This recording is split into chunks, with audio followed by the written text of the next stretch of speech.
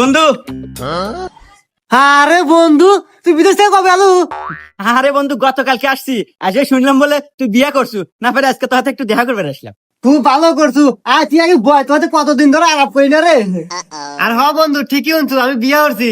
আচ্ছা, তুই বিয়ে হস না কে? কত তোর কি বয়স কম হয়ে গেল? বুড়ো যাইতেছু। আচ্ছা, বিয়ে হবো কবে? কত নাকি কোনো সমস্যা?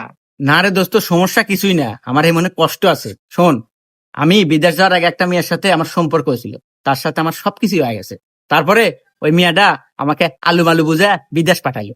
বিদেশ যায়া কামাই গাজি করছি আর অক দিছি, ও একবারে সবকিছু আমার টিয়া পয়সা খায়া দোস্ত আর এক ছেলে বিয়ে হয়ে নিয়ে ঘর সংসার করতেছে।